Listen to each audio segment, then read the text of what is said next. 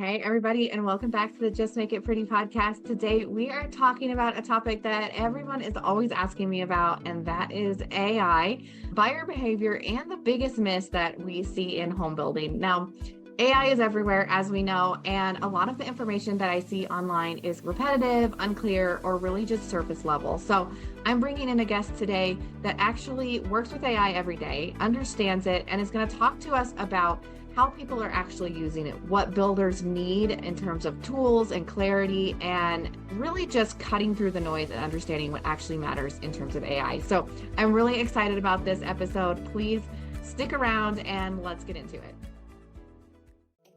Welcome to the Just Make It Pretty podcast, the marketing and mindset show for home builders and beyond.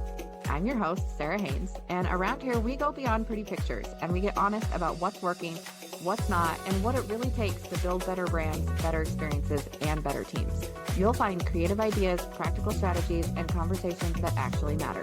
I'm so glad you're here. Now let's get started. All right, everybody. So I am here with Harrison Montgomery today. He is the CEO at Prism Interactive. And when I was thinking about this episode for AI, I was like, he has to be the person that I want to talk to because I heard you speak a little bit ago, and it was just so informative. And I was like, this is what every builder needs to hear. So Harrison, thank you so much for joining me. I'm so thrilled to have you today. Thank you so much for having me. I'm glad to be here as well. Awesome. I would love to jump in with a little bit of background about you. So tell us about your role there at Prism and your background, what led you there. Yeah, so I am the Chief Executive Officer of Prism Interactive.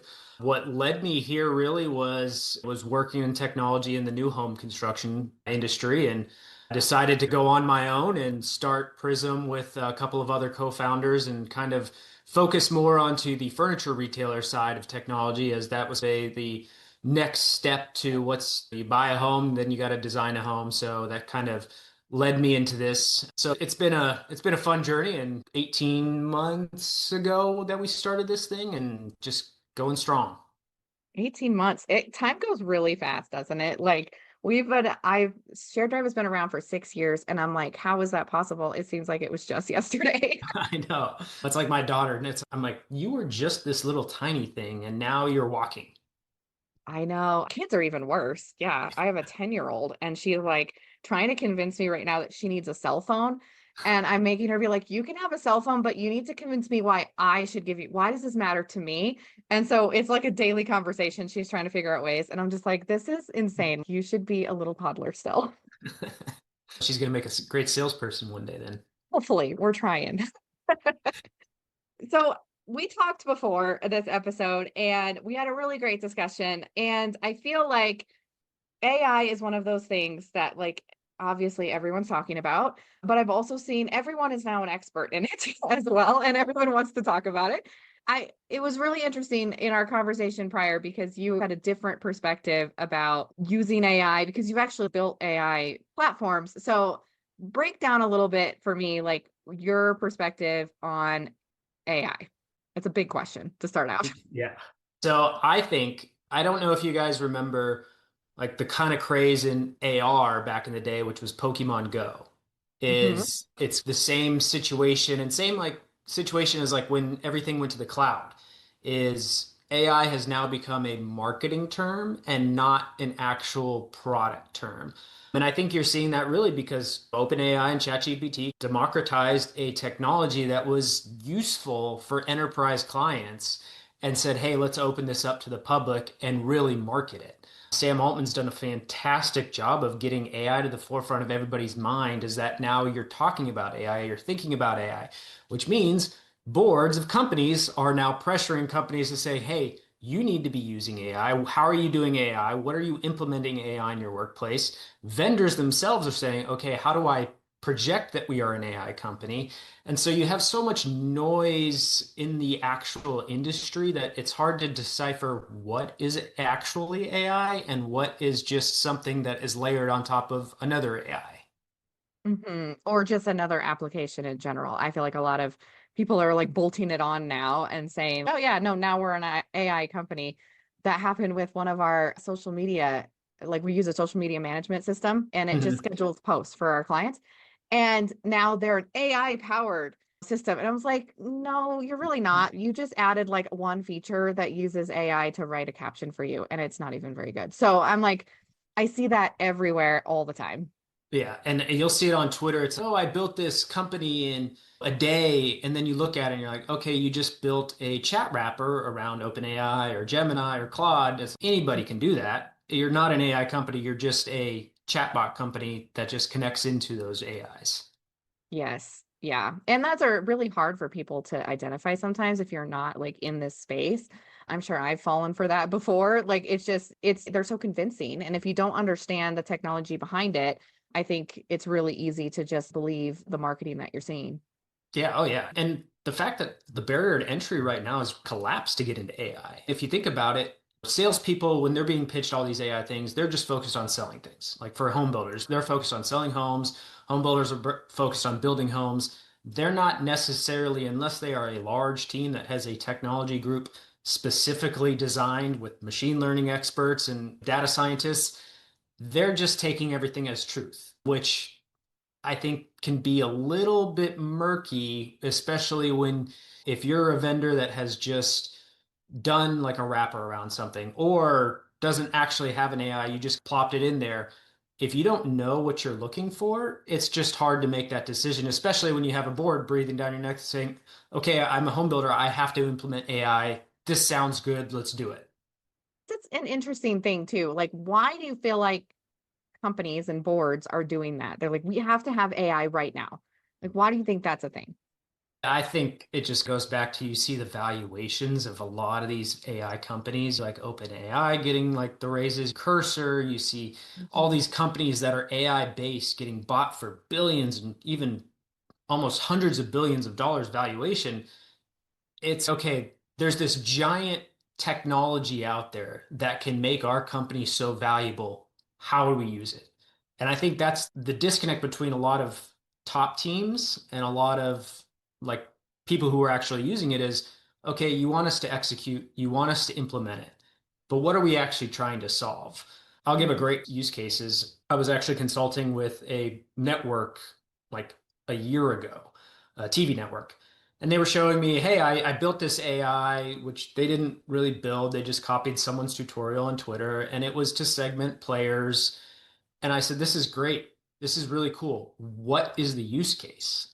Outside of you have someone telling you we have to have AI in the broadcast technology, it's you just segmented players. You can get that same data from the play-by-play and the same data from your replay operators who are putting that metadata in the clip. There is nothing about what you've just done that is going to bring you value that you can't already have. It might make things faster. It might take a human out of the element, but then you're adding inference costs. So are you really making any sort of gain there on what your actual use case? So that's, I think, the biggest disconnect is, okay, you have so many boards and so many executives saying, okay, force it into your product. How do you do that if you don't know what you are actually trying to solve?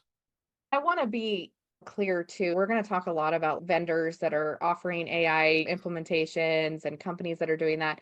And this is not to bash them, but I do think they're just trying to react to the Yeah, you world, got to right? react. Like they're just trying to react to what they know that their customers want, which I have empathy for. That's what we're all doing as business owners. But I think that there are some tools and things that consumers and home builders specifically need to know when they start seeing this so that they can actually evaluate, like you said, like, how is this going to actually help me and not just check a box? Oh, yeah, we've done this.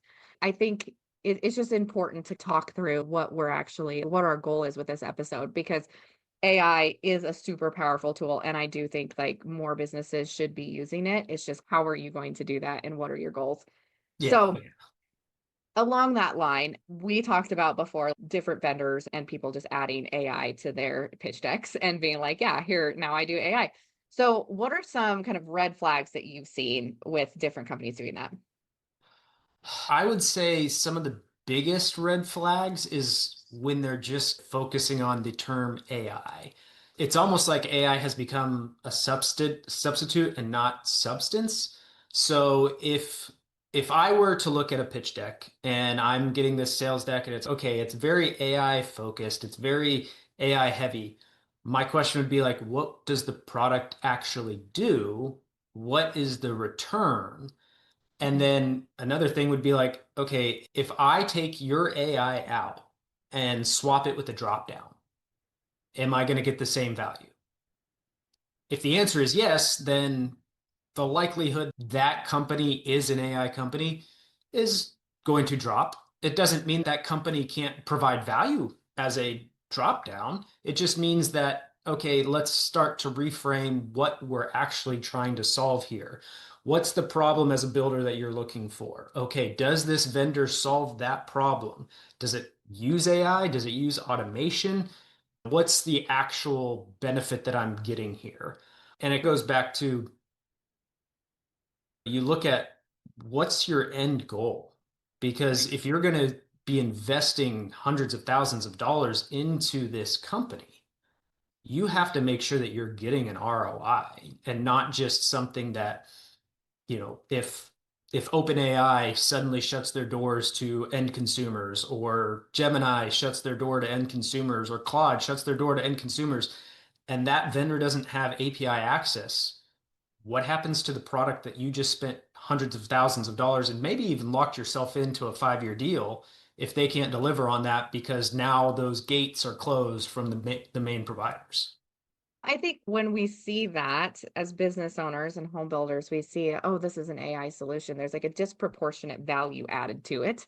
And in some cases, and like you said, if it's something that we could have done before AI, just keep that in mind. And number two, like we're putting a lot of values as home builders to implement AI into our buying processes, into our businesses, whatever.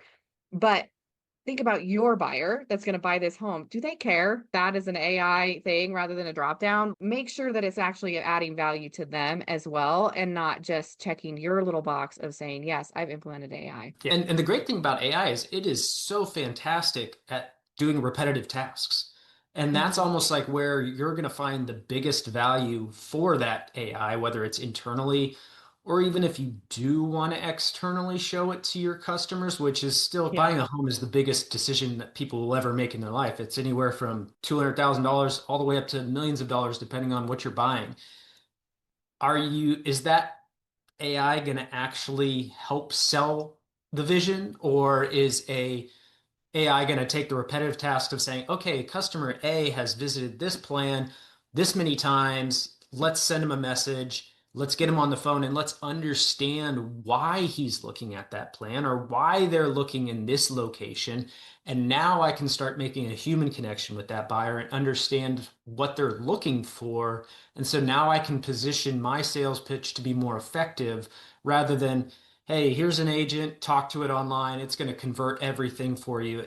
It's just not going to happen when you have hundreds of thousands of dollars on the line. And then you got to think of that's great. What if this agent does say this AI agent closes them? Well, then you got to get into financing. You got to get into so much other things. You got to get into so many contracts. It's just home buying is such a complicated process as it Mhm. is. Use AI where it's going to be most effective, which is those repetitive tasks, and then bring in the human element. People still want to talk to people and connect with people, especially in a buying process for sure. So when you talk about like repetitive tasks, and that's where AI can build value and not replace us, because that's another big fear is, oh my God, AI is going to replace us. So what are some good ways, examples of like ways that AI can be positioned as like a support tool for those kind of tasks?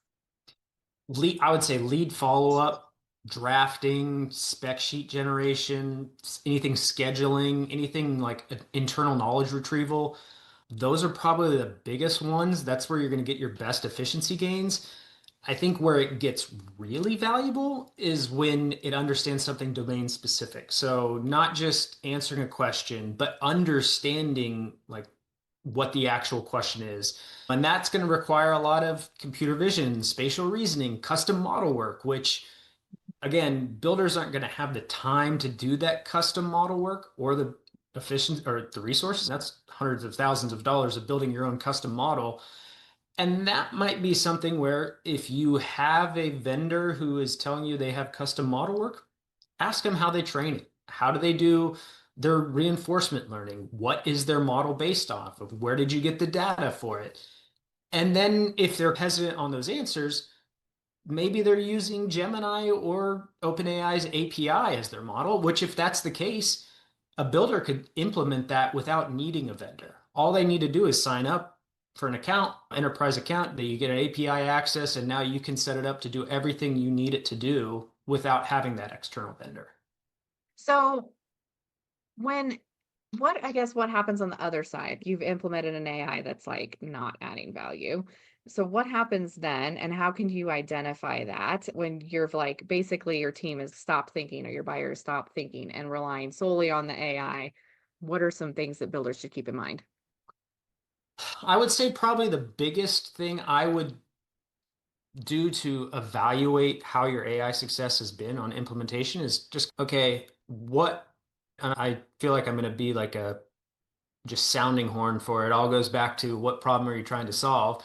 Yeah. But it goes back to are your like if it's an internal tool for sales, like to connect your CRMs for scheduling, lead outreach, and stuff like that. What is the effectiveness of your lead outreach? Are you getting higher open rates? Are you getting response rates? Are you getting the same effort that you would get for someone who does spend an extra 15 minutes to write an email because it's more personalized? If the answer is no, then you kind of have to go back to the ROI of, okay, I implemented this sales tool. It didn't actually help me. How do I correct the rightness? Is it simply something that can be integrated in the AI? The AIs can always be tweaked, but I like to say you have to almost know how to talk to the computer in order for the computer to give you the results that you want, which that's a whole nother process. If you have to do tons of prompt engineering or have your users do tons of prompt engineering to get the results that you want them to have, that's probably another big red flag for, shoot, we didn't implement this correctly, or we need to go back and tweak some things. Because you can always prompt inject to different models. It's just a matter of, okay, do I want my prompt to be more generated where I need to get this asset? And if it is, then you're constantly tweaking prompt engineering, which then does that take you away from your actual sales process, or are you now just becoming dead weight? There's a lot to think about and a lot, but I feel like a lot of that can also be just done through communication with your team and just observing. And I think if you do that pre-work, you've vetted your vendors and you've vetted what you're doing and you have those goals in mind, it's going to become evident pretty quickly whether or not that's going to work out or not, just like any other process that we implement. So in a way, it's like you really have to take away the like pressure of, oh, this is AI, it's going to change our entire life, and think about it just like any other technology implementation or any other process implementation that you've done. Yeah. And I'll say this, because I said this at the IBS talk, is AI has been around for decades. I Mhm. don't know if people remember the IBM Watson commercials. That was AI. Tesla's computer vision driving, self-driving, that's AI. Even Google Maps telling you what the fast, that's all, there's all AI going on in the background. It just has never been marketed as AI until Sam Altman came along and said, hey, look, we got ChatGPT. It's this AI you can talk to. And like LLMs had been used in enterprise applications before that. It's just when you're getting inundated with AI and AI, it's hard to sift through the noise and see what's actually being pitched. People just had no idea. They like ChatGPT from just a normal person's perspective, me. It just popped up one day and it was like, oh my gosh, now everything's different. I was like, what are you even saying? That is a good thing to keep in mind. This is actually not that new for the world of technology and for larger companies. And I think we've been, like you said, like we've really been using it secretly for a Yeah. really long time. We just didn't Yeah. know. You just haven't noticed. Yeah. And the Yeah. interesting thing too about that is I remember 2 or so years ago, like McKinsey did this giant study of people actually interacting with AI. They're like, I'm less likely to buy, 80% less likely to buy when I know I'm interacting with an AI. And I think this kind of goes back to your, oh, AI is going to replace us as well, especially in the home building industry. I don't think salespeople, good salespeople will ever go anywhere because you can't replace a relationship driven conversation. And Yeah. AI is terrible at reading emotional nuance. So it's not going to know when to push or to back off. It's not going to know what you're actually looking for. It's going to know, okay, this person's looking for a 4 bedroom room or a 4 bedroom house this many square feet in this location. Here's what your options are. It might be able to give you some pushes here or there, but it's not going to know, okay, this person really wants to know in 5 years that this was a good investment. A salesperson will. And that's really where they shine, and that's where they should shine. I think you can only get replaced by AI if you let AI replace you. If you turn off your brain and let it do all of your thinking, and you're going to turn into a very generic, not very remarkable person at your job, then sure, they're going to be like, we don't need you anymore. But like AI should, I believe, should be used to like to enhance what you do and to take away the things that aren't actually using your best skills, automating things like you had said. And so the people who are really worried about that, it's no, like you have to use the tool. It's just like any other tool. If you use it, then you'll be better. And especially for salespeople, I don't think there's ever going to be a time where we just don't need salespeople anymore. That's insane to me Yeah. to think that. That's just never going to happen. Yeah. And same with like marketers. I don't remember who it was on LinkedIn I saw talk about AI replacing marketers. And it's if you're a bad marketer, yes. Or a bad creative, yes. But like Yeah. the inputs of an AI come like if someone create like if Hans Zimmer, for example, was using Google's new music thing, he already knows how to compose music because he's an artist. So he can direct this AI to create music that represents him because he knows what he's looking for and he knows how to create the job. Your 15-year-old kid, probably not. You're probably going to get something that's okay, this is you. I Love is Blind. I don't know if you watch it, but in the past couple seasons, if you listen to the background music, I'm pretty sure they're using AI to generate those just quick background music stuff, except for when they have the budget to do big songs, because it's like, okay, these lyrics match well too much what the scene is actually about. You clearly just took in the transcript and put it into an AI and got this clip. That's so funny. Now I'm gonna have to go back and listen to all the music. It's funny, my husband does that. He always talks about, oh, the score is so good. And I'm like, I'm here for the vibes and the feelings. I'm not listening to the background song, but he really hones in on that. So that's funny. I'll have to ask him if he has noticed that. And you're so right. Like I want to go back to something you said too about marketing, because I think when Canva came out, there were a lot of designers that were like, oh my gosh, like everyone's a designer now. We're going to be out of a job. No, now I just was doing interviews for a marketing person and having Canva design skills where you're not just using the templates and you're actually designing something now is a skill that people are putting on their resumes, right? They're like, I Mhm. can use this tool to actually do my job rather than let it replace me. And AI is the same thing. If you let it write all of your content and you let it design all of your ads and you let it do that, you're going to look like everybody else. And I think that's what we've started seeing is all these businesses look the same now and all this marketing looks the same and there's just errors everywhere. And these are people that are just doing very basic prompts into Chat GPT and trying to use that as their marketer. So I feel that it makes us human marketers so much more valuable because at a certain time, everyone's going to realize, oh, this is actually hurting us instead of helping us. Yeah, it's so accessible, but it's not actually doing what we need it to do. Oh yeah, and like even an example on that is so my wife is an attorney, and Mhm. you see it in the attorney of oh, attorneys are going to get replaced by AI. And then you see the actual use case. My wife gets stuff sent to her from her GMs of, hey, I generated this with ChatGPT. Can you take a look at it? And it's just a complete compliance issue in the sense of if you actually read they could be in uncompliant on different like insurance things or stuff like that. And that's where the human in the loop of the actual attorney can go in and review it and say, no, don't do this, don't do this. This is how I would rewrite it. And you see it, there was a case in New York, I think. Two attorneys used it for research and they did no human in the loop review and they got disbarred because ChatGPT generated tons of fake cases. And that's just something where it's if you're going to use it for research, just make sure you're double checking it because they're going to give their sources. And if you are in a high stakes job like that where you can submit something and get disbarred, you better damn know that AI provided correct information because yes, a lot of these LLMs took training data from Reddit, which is Mhm. not the most credible source on the internet. A lot of people Yeah. go there and post.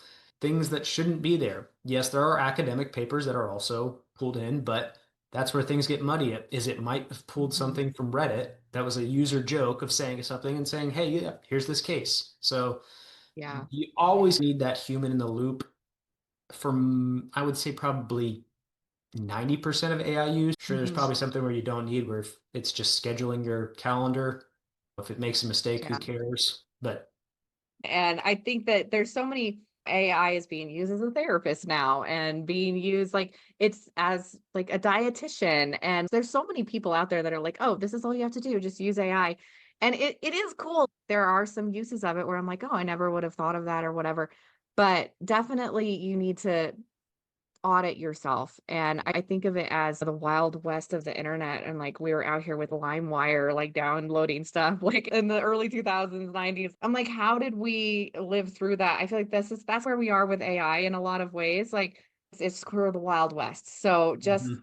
keeping your head about you, not jumping in too deeply, and remembering that basically there's just an algorithm. You're just Yeah, talking to an algorithm. So, it's not actually doing any thinking. It doesn't actually have any experience. And just remembering that like your expertise and what you've learned through your whole role and your whole career is still the most valuable thing that you have. So don't allow it to replace you. That's the yeah, whole, exactly. Use it as a support tool. That's the best yeah. way to use it. So let's talk about some things that you are actually excited about, like new use cases that you feel like are really cool, up and coming. What do you got? There's so many cool things out there. I'll give one example that Zillow just launched, which is their Gaussian splatting. It's only for exteriors right now, but it's a really cool way to use AI. It's another perspective that you can get out there and fly around at exterior, even though I'm pretty sure all it took was a drone footage and then created these point clouds. So I would think that's probably one of the things. I actually saw, was it Google released recently? It's like a land analysis. So they took all their 3D spatial reasoning for all the maps, and it will look at a plot of land and understand what's been built around it and give you what's the ROI that's going to be on this actual land plot that you're buying. I think that's one of the coolest things that I've actually seen out there.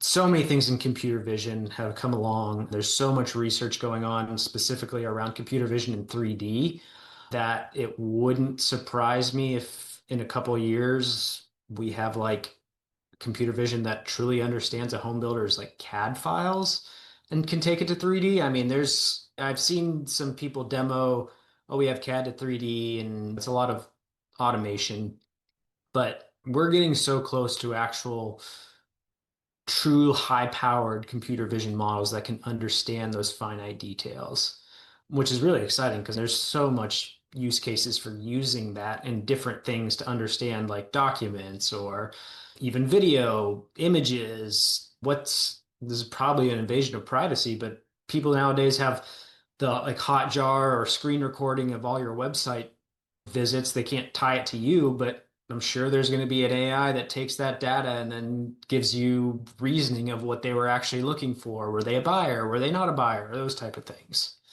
Oh yeah. It's funny, there are like those heat maps, and I think Microsoft Clarity does that where you can see actual people like on your website, these recordings. And we use that and people are like, "Oh my gosh, is this legal? Like how can we like see this?" And it's yeah, I mean that stuff has already been out there for a while. It's like how is that now going to be like made bigger? Like how are we going to now be able to get even more insights from that kind of stuff? And I think now that guys are getting closer to understanding physical space, like that's going to be so huge for home builders because that is a physical space that they're literally building.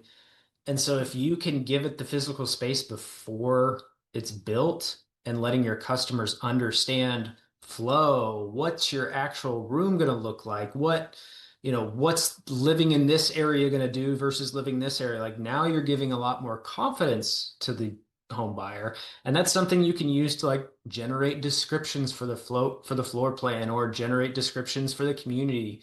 Those types of things will really go a long way in marketing because Mhm. I will say I think a lot of home builders they're all marketing the same product.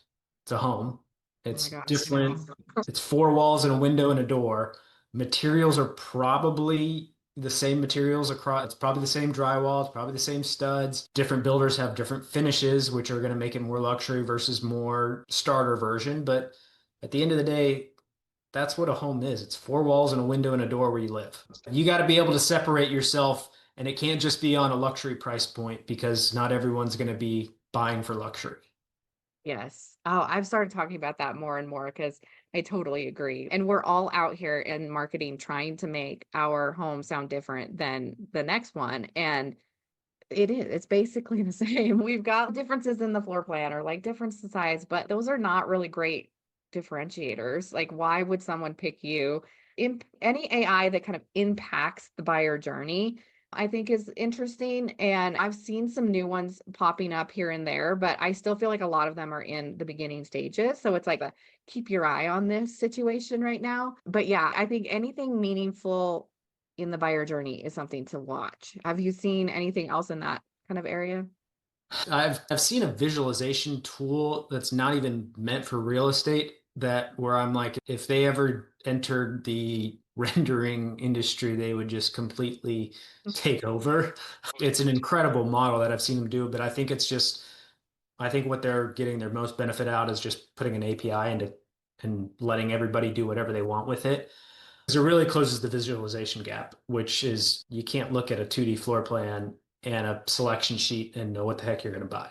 You can get a visual idea in your head, but you're not going to be able to see it with confidence. But then that's half of the buyer journey is being able to visualize yourself in it.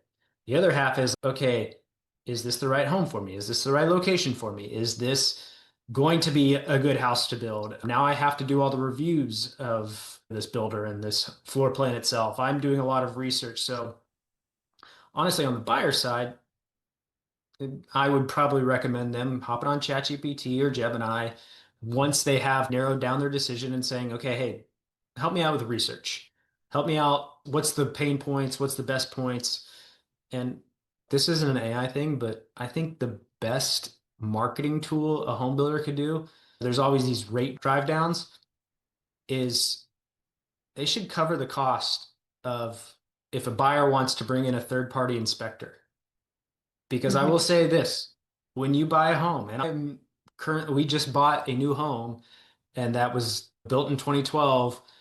And sure, the previous owners didn't really do things well, didn't do the upkeep well, but when we got it inspected, there were a lot of things that were from the original builder. And it's hard for builders to manage that large of a team that are doing multiple different homes. And if you're a project manager for one home, it's already hard enough. You can't be a project manager for 15 homes and do the super inspection. So just say, hey, I think it's like $500 to get a third party inspector. Just say, let the builder pick it and say, we'll cover it. Because at the end of the day, you see these nightmare stories on TikTok of, oh, my home got mold because the AC wasn't working upstairs or something like that. It's just like those are small things that are going to keep you out of legal trouble down the line. But Yeah, for sure. Yeah. One thing too, I think we've seen now that AI, ChatGPT, has been out there now. We're starting to see how people are talking to it differently than they will talk to humans. And so I think builders can look at that as well. Even these chat applications and things like that that people are putting on their websites, it's maybe just a wraparound chat GPT, but we're able to get some data from that we haven't seen before. And we've seen, and this is in the health space, but people will ask questions to AI that they would not want to say to a person. It might be embarrassing, or it just might be something that they're not quite sure about yet. They don't want to look dumb. But getting that information and saying, oh, okay, they were really worried about this aspect. Now, in the sales calls, your salespeople can bring that up and address these concerns without calling them out. Just be like, oh, hey, and it makes them feel like they're really understood. So that's like a hack, I feel like, for a lot of salespeople they can use to really emotionally connect with a buyer and using things that we didn't have access to before. We might not have oh, ever yeah. known. Oh, yeah. And that's a great way to, when you look at a buyer's needs, there's two needs. There's latent and there's the unspoken needs. And the buyer will tell a salesperson, and they'll tell anybody, hey, I'm looking for X and X. but they'll tell an AI in their questions, just like you said, I'm looking for a 5 bedroom home because I have a daughter on the way and I'm looking to really get her a nice backyard that she can play around with and build a future there, because they don't want to tell that to a salesperson just Yeah. because they feel like the salesperson probably doesn't care, even though Mhm. that's the farthest from the truth is the salespeople do care about their Yes. buyers. And so getting that information from the chat and you can even get the output of what the chat responded with so that you already have that context when you are talking to them to say, hey, I think this would be a great location for you to raise a family because look, it's X distance away to the nearest airport. It's X distance away to the nearest amusement stuff. And this lot is a great lot for a big backyard. Look, you can put a playground over here. You can have a swing set over here. It even allows room for a future pool if you want this. So there's so many things that those questions can evoke that emotion, and really now the salesperson can come in and really build that emotional connection with the buyer so that they're having a positive experience with their brand, so that when it comes time to make a decision, they're going to remember that. They're going to remember, okay, I had a really great time with the salesperson because they actually walked me through what I'm looking for and not just a plan. It's you're now using the AI to enhance what you're doing. I think, unfortunately, as salespeople, there's a stigma sometimes with some people, and they're like, well, I give them too much. They're just going to try to sell me something. Or they're going to try to sell me something that I don't need. And they're going to use that information against me somehow. And I don't think, I guess the old car salesmen of the past lives or whatever, like maybe did that, but like, I don't think home building salespeople are doing that. But we still have this like idea. Some people have that idea in their head. And so using a tool like this allows us to mitigate some of that and get around that. Like you can show that you really understand your product and the benefits and the buyer without having to be invasive or ask all of those things that they're not going to tell you. So I think that's a really great way for people to enhance their skills. Oh, yeah. And the great thing for salespeople now is our generation, we really don't come to salespeople to do the research for us. By the time we've come into an office, we know that you have this 4 bedroom plan that I've already looked at for. We know the selections that I want. It's now, okay, I need to feel comfortable with who I'm buying from and understanding that this is actually something I want. And so the salesperson, and that's especially like used car salesmen back in the day, is, hey, check out this feature, check out this feature. It's like, no, most people nowadays have done their research prior. And Yeah. so now you're really allowing yourself to shine Mhm. because you're the one that's going to be the one that they're buying from. And they want to be confident that they're buying from someone who is in it for them and not Mhm. just in it for, "Oh, I just sold this guy on this feature." Yeah. They probably knew about that feature already. That's the mindset shift that I think people need to have now too. Like we need to recognize that people are going to use AI to search and they are going to find out a bunch of those features. That's what AI knows about us. That's what it's going to be helping people decide what those differentiators are. So for salespeople, we can shift our conversations from talking about some of that. And I think, especially for like millennials, myself included, I don't like going and hearing that from people. Like I really don't want to talk to the used salesperson or the used car salesperson. I really don't want to talk to them. I really just, there's nothing that makes me want to reach out to someone that's just going to be trying to push information on me. I want to validate what I already know. I want to have a happy like situation for me and see things in person. That's my main goal. And Mhm. I did this when I was looking for a home. I didn't want the salespeople to know that I was coming because I didn't want them to have this pre-script. And just keeping in mind that like some of your buyers are going to have that, I think can really help. So doing some research, you can pretend like you're a buyer on AI, figure out what it's going to probably be saying, those kind of things. It's just a mindset thing. Yeah. And on that point is I've worked with a couple different salespeople in my life. I've had Mhm. one who was like, I will stick to a script. And that was the Yep. furthest thing I wanted them to do. But I don't know if Bridget Poirier, but she was one of the most fantastic salesperson because it wasn't, I have to get to a script. It was, no, I need to understand who you are, why you're looking at us, And then we can formulate a conversation around that. It wasn't like, oh, hey, here's my 6 talking points that I have to hit because it's on my script. And so that's one Yes. thing I always tell like our current salespeople is if you're stuck to a script, something has gone wrong where you don't understand our product. And that's on me. And I have to figure out why. So Yeah. same thing with home building sales. Don't go in with the script. You can have an idea of the person coming in and what they're looking at, but you don't have to hit certain talking points every time. And I think that's a lot of junior salespeople just because they're new to the sales. That's what they've heard. This is the best thing to do. The sales script is almost like their whoopee. Your whoopie's doing you a lot of problems because you really should just be having a conversation and just getting to know people and what they're looking for. The good news is here in the home building industry, we have a lot of really amazing sales trainers. A lot of them have been on my podcast, so we'll go look at those episodes. But I feel like this conversation, it's just important to understand what's out there for our buyers and not ignoring that AI is going to be a thing, but not using it as well to to replace what we're actually good at. And that's that emotional connection. I definitely recommend everybody keep up with what AI is doing. But I think more importantly, we need to really understand our buyer and make smarter decisions, whether that's with AI, without it, or about AI in general. Absolutely. And if you're a builder out there or anybody out there needs a quick tech audit for what you're vetting, hit me up. I will gladly give you my unbiased opinions on what it is you're being sold. So if someone wanted to do that, Harrison, where would they find you? Easiest way to find me is LinkedIn. Just search Harrison Montgomery. I'm probably one of little few ones, but just find me, connect with me. I will gladly accept your message and talk to you. Awesome. Thank you so much for coming here and talking through all of this. I've really enjoyed this conversation. If you guys ever have a chance to hear Harrison speak too, he does really great presentations. I have had the pleasure of having that as well. So thank you again for joining us. I hope that everyone found it as impactful as I did. Yeah, no, thank you again for having me. This was awesome. This was really fun. So, everyone, thank you for being here. Please like this episode. It really helps me and it helps this message get out to more people. And I think this episode in specific would be great to share with your sales and marketing teams. So, hit that share button, get the link, send it on. I appreciate it. And I think your team will too. So, thank you for being here today. And we will see you in the next one. Bye, everybody.